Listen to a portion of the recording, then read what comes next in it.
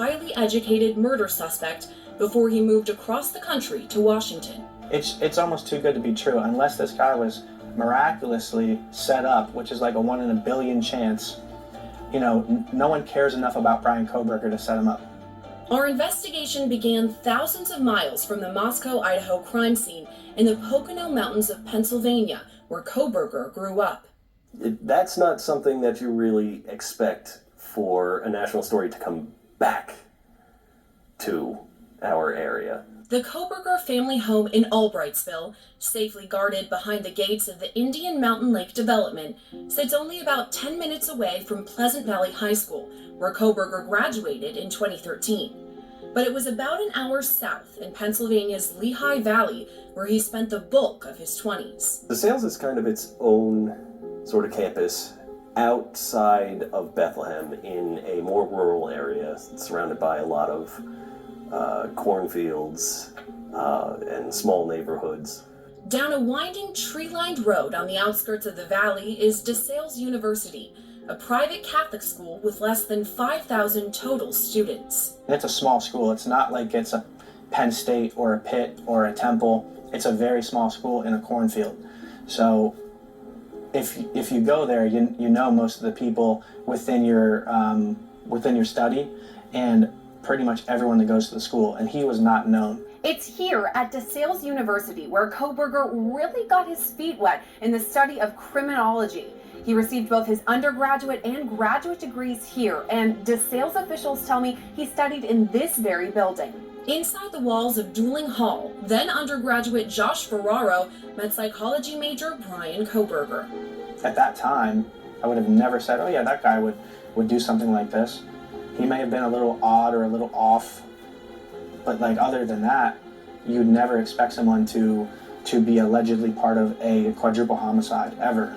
Ferraro, who graduated from DeSales with a bachelor's degree in criminal justice, is a self-proclaimed true crime junkie. I was following it day one because who hears about 4 college students that are unfortunately murdered, and how do you not want to keep up with that? So I got on TikTok, YouTube, Google, and I vigorously kept up with this case. It came as a surprise then when Ferraro's one-time classmate was charged in the murders. And that's why it's like shocking to me, because this guy was such a normal dude, average Joe type person. You would never, you don't know what's under people's skin. God forbid if he didn't do it, great, but all the signs point to that he did. After news broke of Kohberger's arrest, Ferraro recorded his reaction and posted it on social media. I went to college with Bryan Kohberger. I've been looking at his picture all day.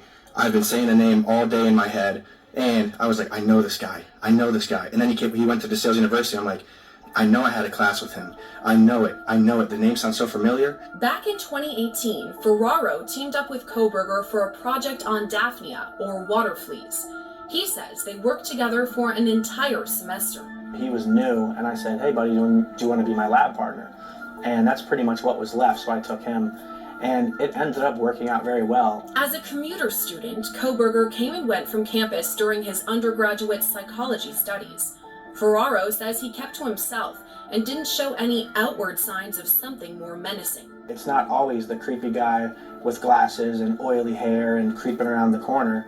It's sometimes just that average Joe that on the inside you have no idea what he looks like, but on the outside he may just seem like a normal person, much like Bryan Kohberger did. Ferraro instead theorizes Kohberger's alleged drive to kill stems from something on the inside. I really don't think that there's too many outward telltale signs of someone committing a crime. I feel like it's all mostly internal, which goes back to the blank slate theory and basically how you're raised, what you're exposed to as a child, what your genetics are.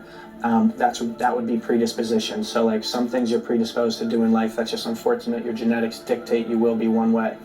However, the blank slate theory says that dependent on your situation and who you grew up with, what kind of friends you have, how many friends you have, do you have a lover, all these things in combination kind of make you who you are. So it's a combination of both, in my opinion. I'm not a professional. You got to ask Catherine Ramsey.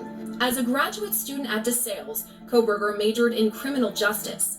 That means both he and Ferraro studied under legendary forensic psychologist Dr. Catherine Ramsland. We reached out to Ramsland for this story and were told via email, quote, "I'm making no statements about Bryan Kohberger and will not be interviewed for any stories that feature him." But months before Kohberger's arrest, Ramsland appeared on Law and Crime Network's podcast, Cocktails and Cocktails. Have I come face to face with psychopaths? Absolutely. The coldness, the lack of remorse, definitely.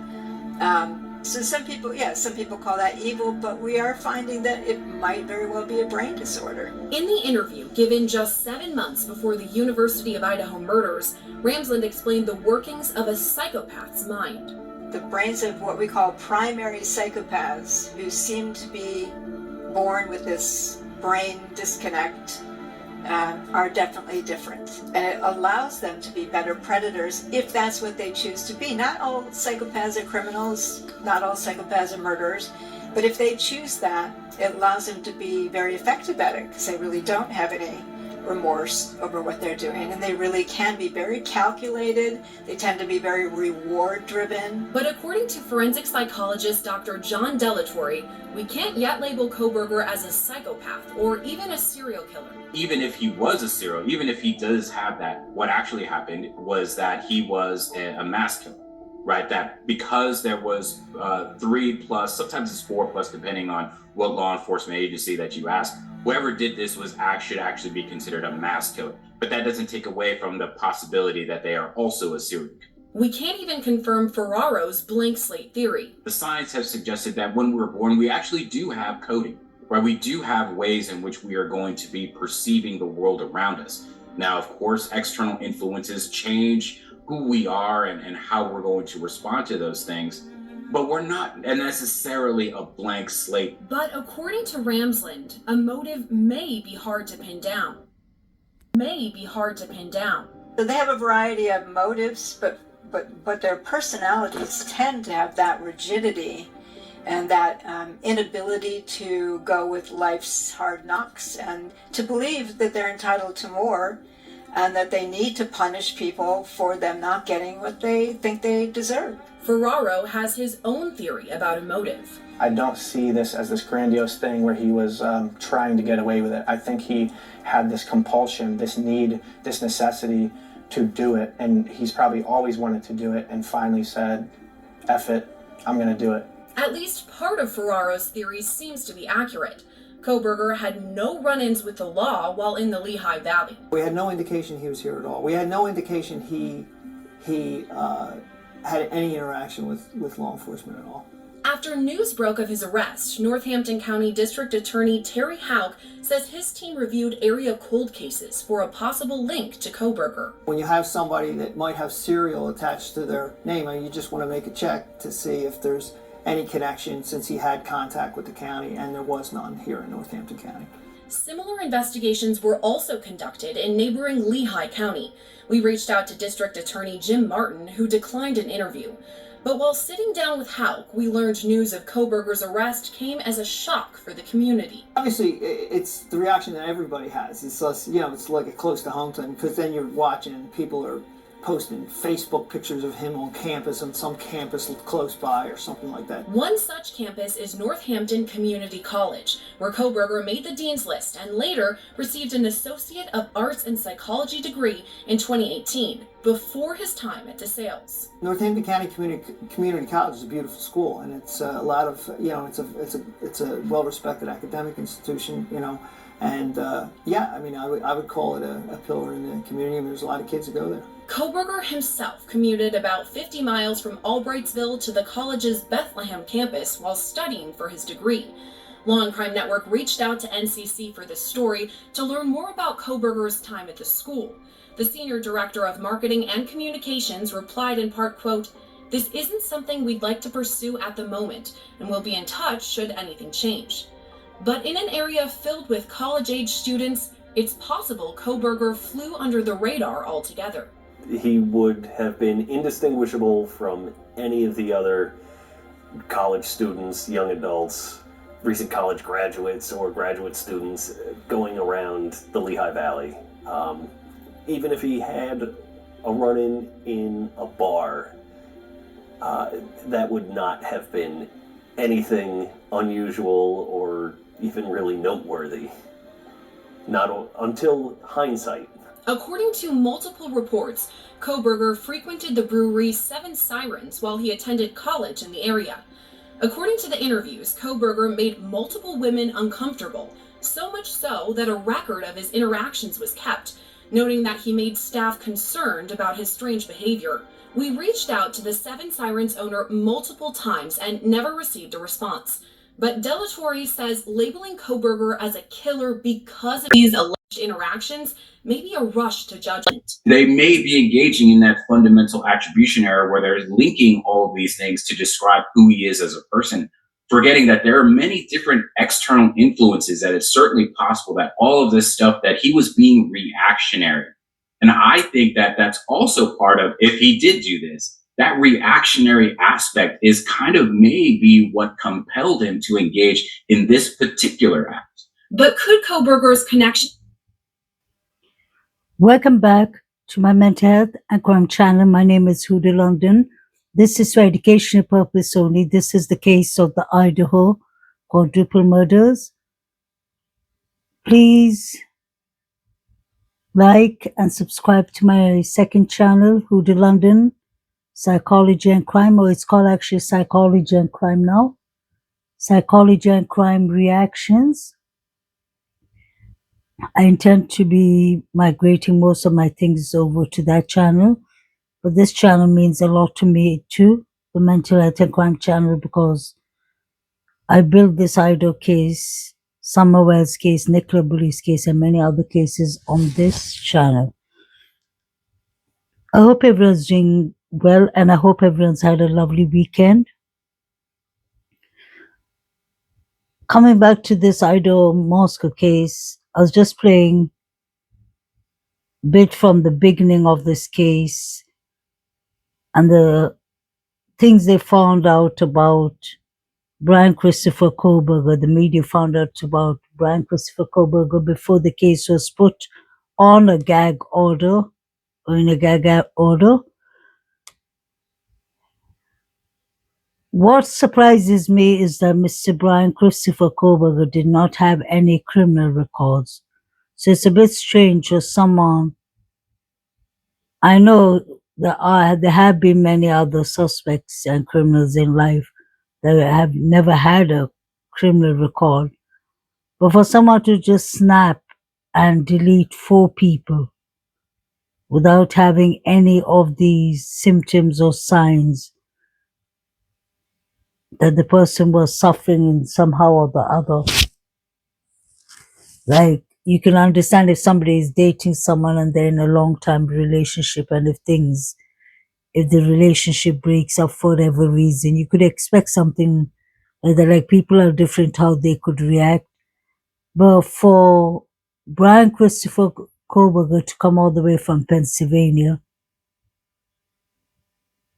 he was behind the shadows. He was a quiet kid, a bit overweight. He got a bit pressure, got a bit bullied for that. We know that he started doing heroin. He started doing serious drugs for 5 years. And then, thank God, he was strong enough to clean himself and fix himself. And he went to bachelor's in psychology. That is when he did that infamous research article where he's asking criminals if they want to participate in his research. He wanted to know questions like, did they prepare for the crimes they were going to do? How did they feel when they did it? How did they feel like after they did it, and such things? And obviously it looks kind of really like a wrong research we talk about to start with.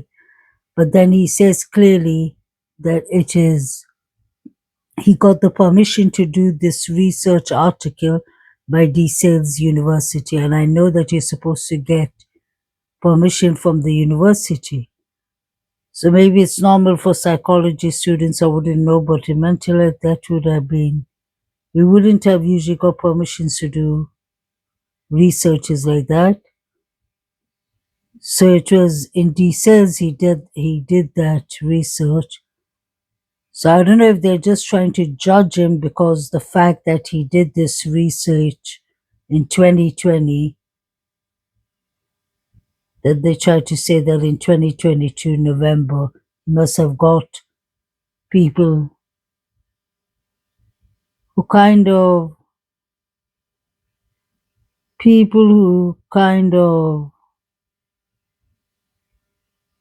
included themselves in the researches, and they must have tried out this.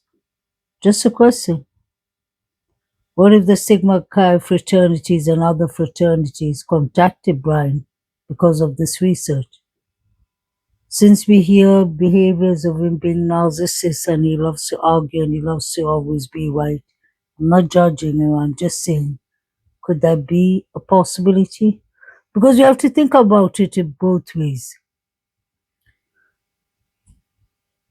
Brian Christopher Koberger could be completely innocent or he could be completely guilty or he could be partly involved.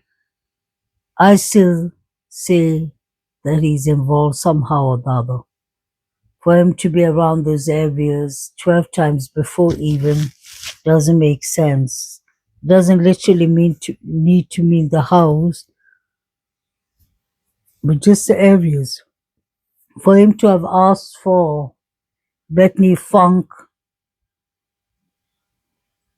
makes me believe, Percy, that he's either just trying it on us or he either most likely knows Bethany Funk. So that's an important question too. Who does he know? We know that it's been said he doesn't know the surviving roommates, but we've heard before that he could have known. We've heard that he doesn't know the 4 victims, but we don't know if he doesn't know the surviving 2 roommates. He could have been dating one of the surviving 2 roommates, or he could have known one of the surviving roommates. Somebody could have called him there to set him up. It's strange that his car was found completely clean. That doesn't make sense at all when you think of that. Some kind of fluids or some kind of DNA would have been transferred definitely. And I know that they've bagged the victims' hands. And most of the victims, like according to Kaylee's mother and father, they said Kaylee fought for life. And we know from the police and from Zana's father that she fought for her life. So there should have been more DNA there. Unless they used the 8 hours to clean. See, there's nothing else I can understand. Why would someone take 8 hours to contact law enforcement, and after 8 hours they didn't even contact 911? They contacted Hunter Johnson like he could do something. I'm sure those bodies were touched. I'm sure the human remains were touched. I'm sure things were happening in that house that shouldn't have been happening. So it doesn't still make sense to me. Somebody who doesn't have a criminal record. Besides the little thing that he stole his sister's mobile when he was into addiction, and that is a family issue. It's not like he was a repeat offender in stealing. Besides that one case of him stealing his sister's mobile device, we haven't heard anything. And we don't know what his sister's, one was a mental health counselor like me, although she's a school counselor, I guess. And we have his other sister was actress. So both his sisters and the mother and the father, whatever they would have been thinking, Howard Blum would have been the last one, I believe, to know of what they were thinking. He wasn't in their mind. He clearly writes storytelling books and fiction books. He was the same person who wrote the A-Mail article 1 and 2 and 3, I believe. And the first one he wrote that there were people who went upstairs to the 3rd floor and found Maddie and Kaylee. And I believe, what's his name? He was found at the corridor. It was always said, and you can see through the forensics how they're taking the pictures of the corridor. He was definitely found in the corridor. That's what I believe. But I don't understand. This all is related together. I really believe that BK could have something to do with this. Brent could definitely have something to do with this. The surviving roommates, Hunter. I'm not throwing out names, but there's enough there you can put your eyes, literally can see. And if you're going to get criticism for pointing out what we can see with our own two eyes, then the people must be really not very bright, quite dim, I guess. Because what side is watching at the Banfield, he's watching. What Jovita is watching, he's watching. I point out and I expose what I see. Because I want the correct justice for the students. So I really don't care what... Sorry guys. I don't care what others have to say about us pointing out the truth. I think we want the right and correct justice for these students. We all should be doing teamwork for getting the correct justice. It's not about getting justice only, it's about getting the correct justice. We don't want anyone or everybody or anybody to go to jail for that. If Brian was involved, he needs to go to jail. If he's innocent, he needs to be let go. But for him to have had his mobile switched on and off is an issue for me. For him to be driving around those areas is an issue. I'd love to know who he knew from those areas. I would definitely love to know that. And the fact that Brian doesn't have any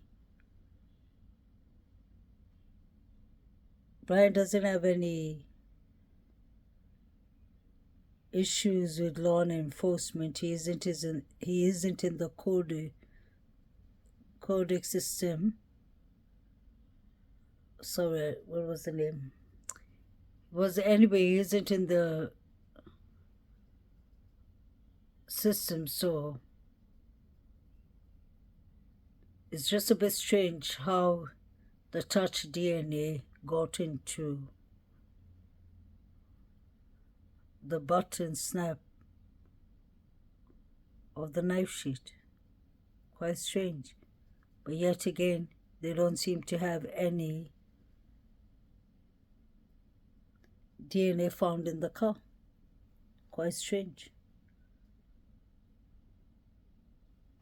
In that fundamental attribution error, where he's linking all of these things to describe who he is as a person, forgetting that there are many different external influences, that it's certainly possible that all of this stuff, that he was being reactionary. And I think that that's also part of, if he did do this, that reactionary aspect is kind of maybe what compelled him to engage in this particular act. But could Kohberger's connection to criminal justice have played a role in the murders? The course that I took that stands out is psychological sleuthing, where you basically enter the mind of a killer. She would give you sheets, and basically the sheets would denote and detail a crime. However, you wouldn't know who did what per se or where this was, but you'd have to, it was a group thing, so you'd get partnered up or in groups, and you would go through these activities and basically come up with a theory or a thesis and then challenge it to Dr. Ramsland. DeSales boasts a robust criminal justice program, promoting hands-on training and courses taught by renowned professors. They have an entire house, they call it the crime scene house, that is used for simulations for crime scene investigation or collecting evidence or crime scene photography or responding to other emergencies. But according to court documents, Kohberger's criminal justice studies were important enough for detectives to investigate,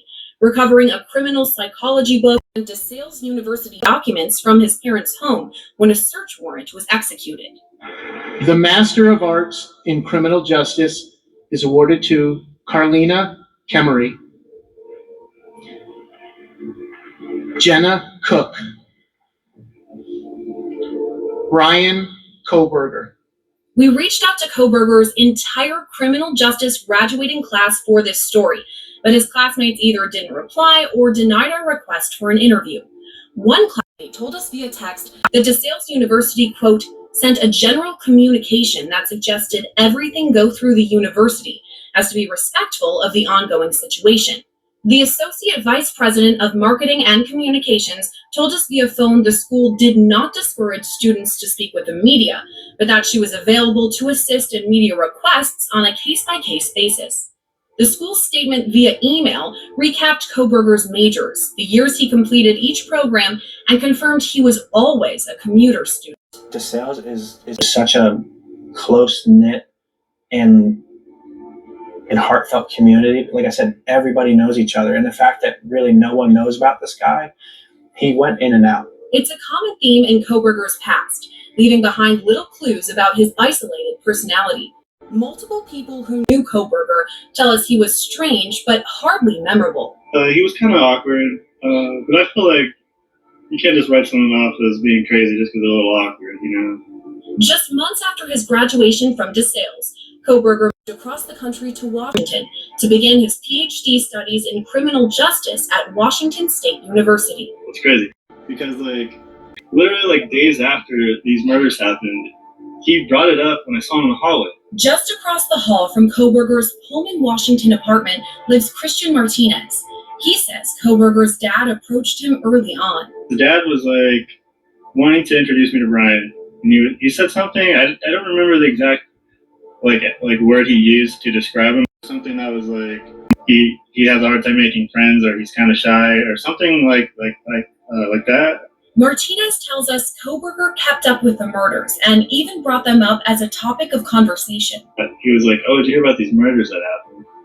And it was like so short after they actually happened. Like there was barely any news articles out, so there wasn't much that I could have read. So I was like, "Yeah, man, that's crazy." Yeah, of course I've heard about him. He was like, they don't have any leads. And I'm like, yeah, and there's not much about it, you know, nothing, I have no details really to say. But yeah, and then he's like, yeah, it seems like they think it was a crime of passion. Those are the two things he said, was that they had no leads and they think it was a crime of passion. They have no leads, and he believes it's a crime of passion. So was this a crime of passion? Brian Christopher Kohberger was actually following the case. And there wasn't much out on the case. Wonder if he was part of the cleanup crew. Wonder if he was the person who was there who said he's going to help. Not much about it, you know, there's nothing, I have no details really to say. But yeah, and then he's like, yeah, it seems like they think it was a crime of passion. Those are the two things he said, was that they had no leads and they think it was a crime of passion. On top of that, Kohberger may have had a fascination with death or killing. One thing that stuck out was it was kind of like on the subject of what it would take to like take someone's life. Like it was kind of like he was trying to see my perspective on, well, I guess, taking someone's life. After the pair were first introduced last summer, Martinez invited Kohberger to a pool party, and they saw each other occasionally after that. At that same party, Zach Cartwright met Kohberger for the first time. He did seem pretty kind of just socially awkward and kind of hard to carry a conversation with, if I remember correctly. But besides that, he mainly just stood to the side and was really observant, and so much so that based on that one small interaction, he knew exactly who I was maybe a month or so later when I saw him on that hike. When they crossed paths again, Cartwright says it was strange how quickly Kohberger recognized him. It was really weird how he approached me and the people that I was with, because he acted kind of like we were best friends, or it was like a reunion or something, and he was really excited to see us, and I had no idea really who he was right at that second. Those two small interactions proved important enough for Cartwright to be interviewed by the FBI after Kohberger's arrest. I did speak to the FBI at one point. I do believe that they spoke to a lot of people that were at that party. It may be because that was one of his very first times, if not his first time in Moscow. Martinez and his wife were also interviewed by the FBI. He tells us his wife always felt something was off with the now suspected murderer. She didn't have a good feeling about him because every time I would like tell her like I'm gonna invite Brian, because he didn't have any friends, I was trying to bring him out and maybe meet people he can, relate to. But she was always like, no, please don't. Like, there was just something about him that she didn't like. In recalling their conversations after Koberger's arrest, some key points stick out. I guess looking back, it's kind of funny because he was talking about how he was talking about genealogy because I was talking about the 23andMe because my sister had just did all that, and then he brought up something similar in his studies that had to do with like being able to catch criminals because of their relatives' DNA, which is I guess how he got caught up in this mix. The probable cause affidavit released after Koberger's arrest revealed a knife sheath was left behind at the crime scene containing a single source of male DNA. When compared with DNA recovered from the trash at Koberger's parents' home, it proved to be a near perfect match. When the FBI interviewed Martinez, they asked whether he had ever seen Koberger with a similar weapon. He just asked about like if he had a knife on him or anything like that. If I ever know.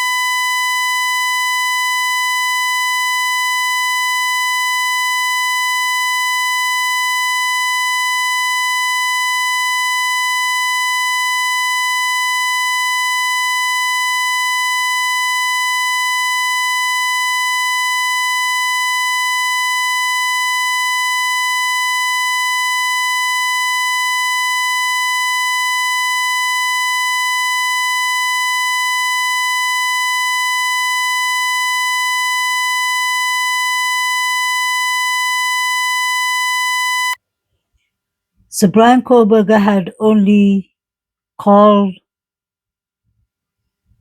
the Lehigh police once, I believe, because he went out on a hiking trail and his car got locked inside the gate. So when you think about it, it's a bit strange that Koberger was somebody who's not run into crime. You never know with people. We don't even know his medical records. Remember a couple of months ago, they said that they're going to put his medical records in a gag order. That's important too. Was he suffering of psychosis? Was he suffering of schizophrenia? Multi-personality disorder, split disorder? Could I be suffering of anything? Please let me know in the comments what you feel. I find it kind of strange that Koberger decided to stay 7 weeks later before getting arrested. He didn't look like he was in a hurry to leave. Have a lovely week, guys. Please like, share, and subscribe.